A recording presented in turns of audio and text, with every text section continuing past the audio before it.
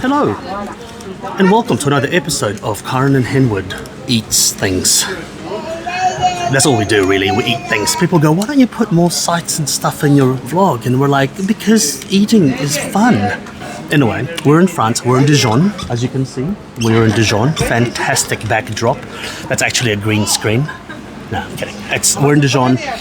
This is where they filmed Harry Potter, Diagon Alley. No, I'm kidding.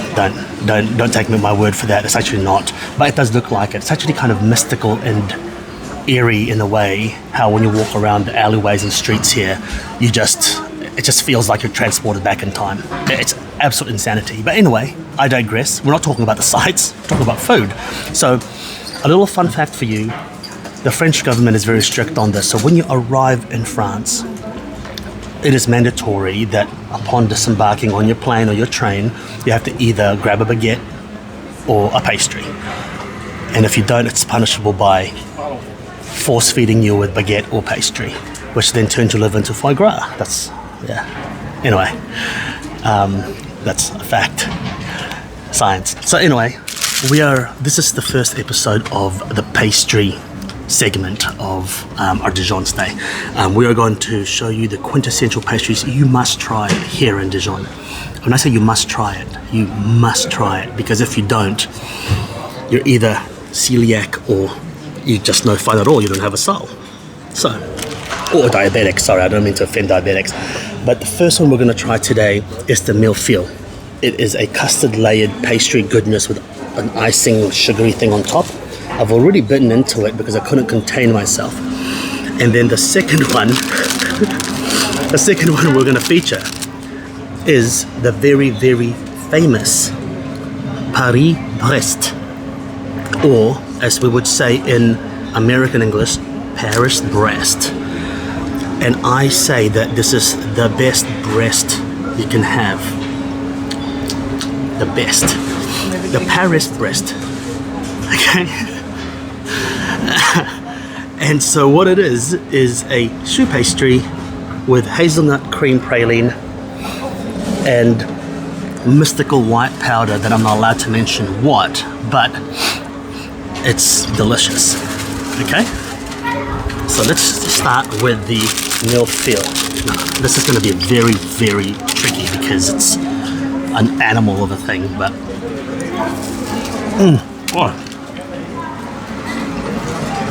it was so messy.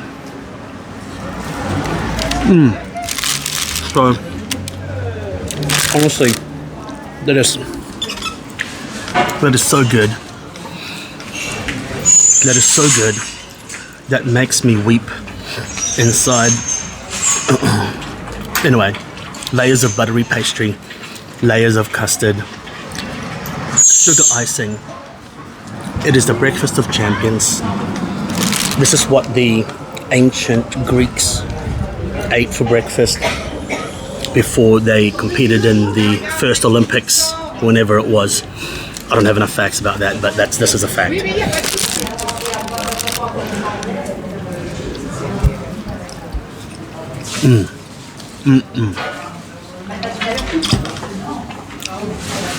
Airy, relatively neutral choux pastry with quite a rich cream, hazelnut praline cream. And then you have the icing sugar that gives you that hit that makes you say, good morning, Dijon. Good morning, Dijon. Yeah, look, quintessential pastries here in France. You have to try them. We will see you in the next segment where we try even more pastries. But for now, Dijon, France, mille-feuille, and Paris-Brest. For part 2 of our pastry video, we are doing croissants. I mean, obviously. So we got a plain croissant and a pain au chocolat, which is a chocolate croissant. I'm going to try the chocolate croissant and make Henry try the plain one because I love the chocolate one. What we've already found is this is probably our third pain au chocolat. They're definitely not created equal. in terms of crispiness and also the quality of chocolate that's inside them. So it's always interesting to see. But yeah, what we've also found was that croissants definitely, I don't know if it's a loss leader just everywhere, but baguette and croissants are always very, very cheap no matter where you go, and it's always a very similar price. It's not much over €1. I think this was 1.10 and the plain croissant was €1, so it's pretty cheap.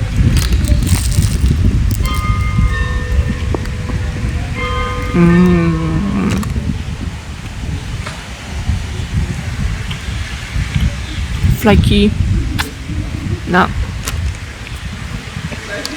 flaky, buttery goodness. We've been good since we've been here. We've been here about a week and we haven't even had one every day. Like I said, this is our third pain au chocolat, which is kind of interesting.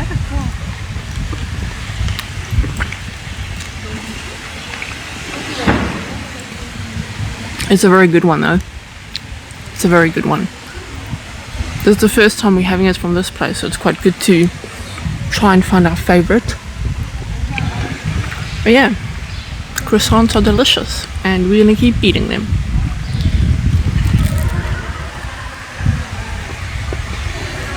Next pastry that we're trying here is a croissant, aka croissants. So, in case you don't know what a croissant is because there's something wrong with you and you haven't lived, or you don't have a soul, or you're a heretic, or you're an exorcist and you're possessed by a demon, but whatever reasons it might be that you've never had a croissant. Okay, so if you're a celiac, this is not your fault. But in case all those reasons are the reasons you haven't tried a croissant is actually a very complex thing to make. You've got a special dough that they make, and they layer it with butter, and then they fold it over each other, and it takes about I think a 1.5-2 day process to actually get from start to finish of a croissant. So it's actually an amazing process when you think about it. So you can see all the layers in the croissant, and it smells so good. It smells so buttery, and you can use it for anything. You can use it for sandwiches, you can use it as a plain, you can put jam in it, you can toast it, heat it up, put chocolate in it if you want your own chocolate filling. You can actually, traditionally, you could actually soak it in some water and soap, and you can use it to bathe, and you get like an infused croissant smell. I read that somewhere, I don't know what, but yeah, anyway. So I'm going to try the croissant. I'm going to first burst it open for you, okay? There. So look at that. I hope that was as impressive as I hoped it would be. So, layered pastry with butter, and it's got a yeastiness to it as well. Not overly, but some sort of like a very, very heavy cereal smell.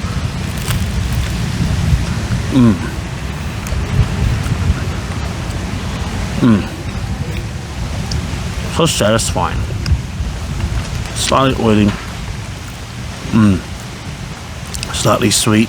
Not even that sweet, but it's like the dough becomes sweeter in your palate as you soak it in your mouth. And anyway, so the locals here, they'll just have a coffee and a croissant for breakfast. Everywhere you go, it'll be €2 to €2.30 for a croissant and coffee. And yeah, that's it. That's one of the most quintessential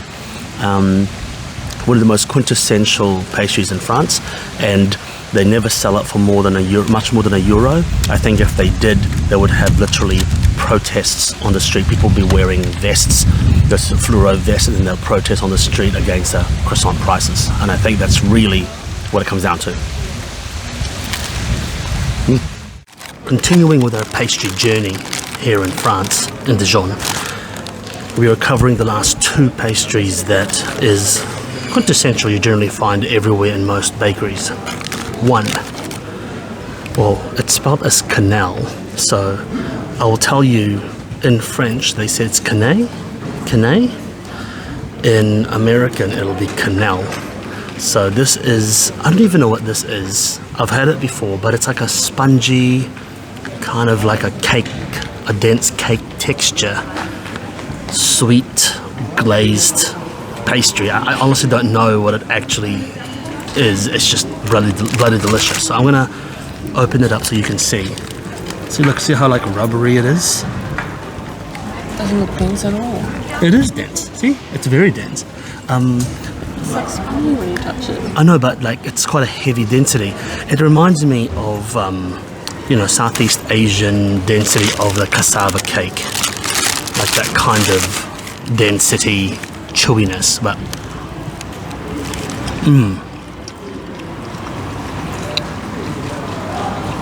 like a sweet vanilla flavor, caramelized outside, but it is very dense. It's very chewy. It's like a really dense sourdough bread in terms of texture that's been wet, and yeah, it's got a really heavy chew. From memory, when I see how they make it, I think the pastry, I guess, is like a runny liquid. Oh, is it? It's not like It's not a dough. Ah, or, okay. Well, that makes sense. or a cake type of thing. Well, that makes sense. It's runny, and then it's almost custard-like. Yeah. And then when it bakes, it gets that caramelization on the outside. Yeah, it's absolutely amazing. Like, it's absolutely amazing. A great chew, a great mouthfeel. But the last thing I'm going to take you through is one of my favorites. It's the palmier. So I'll say it in different languages. In French, it's palmier.